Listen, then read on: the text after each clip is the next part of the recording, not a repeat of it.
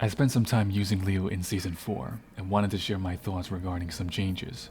In this video, I'll be going over the good and questionable changes in this update. I'll start off with Kin K4, which I found to be the best buff in this update. It adds a nice frame trap since the low guarantees a counter hit mix-up. Given that it's plus 9 on hit, it's harder to disrespect those frames and step Leo's most linear tools. It has been nerfed on counter hit, but it's not a big deal. The reason being is normal hits land more often than counter hits. And on top of that, Kin K2 is the superior counter hit tool. Kin K4 is meant to be a strong low poke, not a counter hit fishing tool. Since it is now a strong low poke, opponents have a reason to be intimidated by it.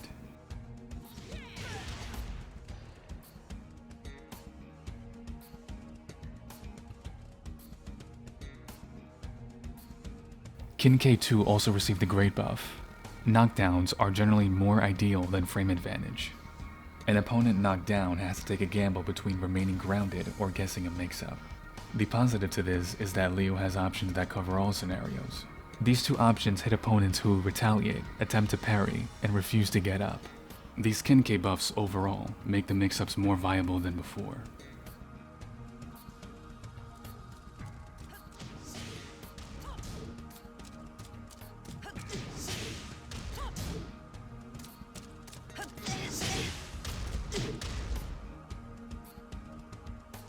Forward 1+2 has better utility as a 17 frame punish. A few moves that are minus 17 on block used to be problematic to punish.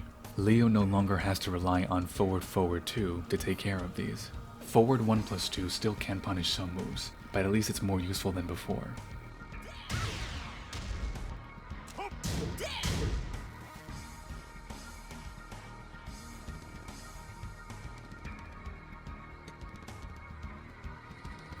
The counter hit addition to quarter circle forward 3+4 is decent, but chances are you won't attain this property often. The main problem is, it's the slowest option out of crouch dash. While I do appreciate this change, I think a counter hit tailspin would have been better suited for down forward 3. In my opinion, I would rather lose the knockdown of down forward 3 in order to accommodate a counter hit buff.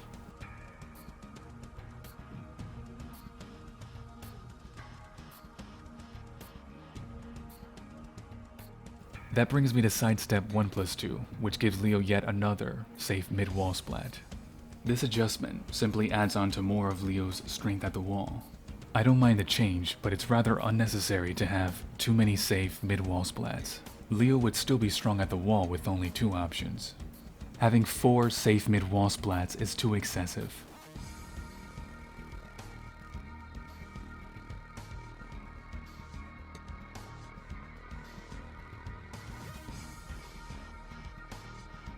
The change to back 1+4 makes me question if they really reviewed these adjustments. Follow-ups for the counter hit property are still inconsistent on small characters. As a result, characters that are bigger get the short end of the stick. This is now more evident when you consider the fact that hop kicks only connect on bigger characters. My question is, how exactly is this balanced? I thought the point of this update was to minimize the imbalance, not add on to it.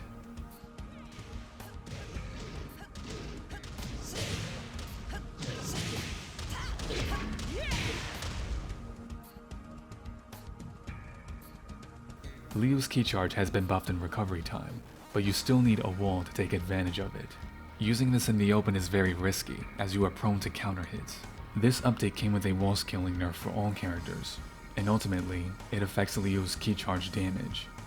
Regardless of that, this buff was meant to strengthen Leo's wall pressure. However, Leo was already super strong at the wall. What's the point of strengthening an already strong skill?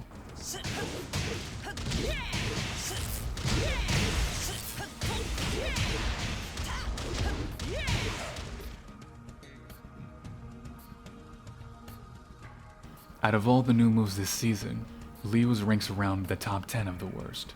Kin K 3+4 is slow, seeable, and super punishable on block. It does track to both sides and beats highs, but what's the point of using it in the neutral? Kin K2 has an answer to the same scenarios, with less risk and a better reward. We all know its sole purpose was to be a new wall ender.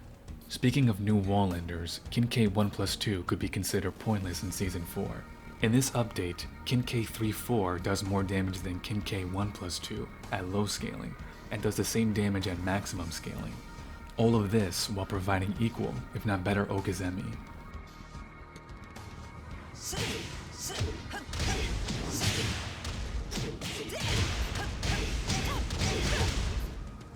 Leo most likely has the most wall enders in this game. Did this character really need another one?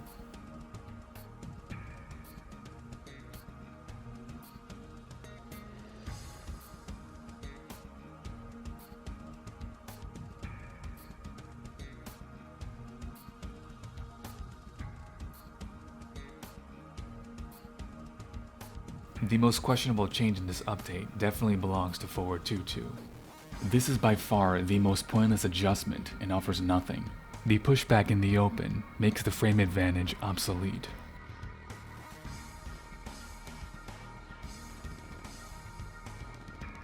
You only benefit from the frame advantage when the opponent is close to the wall, but why on earth would they buff it for the wall? Meanwhile, a knockdown is more ideal in that circumstance.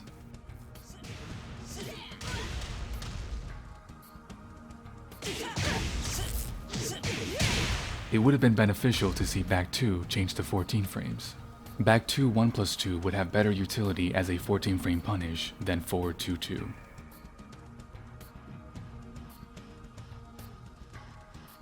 If they had to buff this move, making Forward 2 homing would at least help Leo a bit more in the neutral.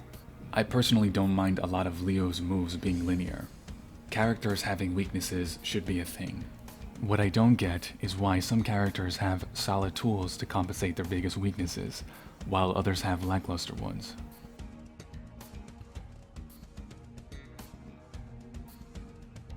Leo's wall game is generally the main focus every season.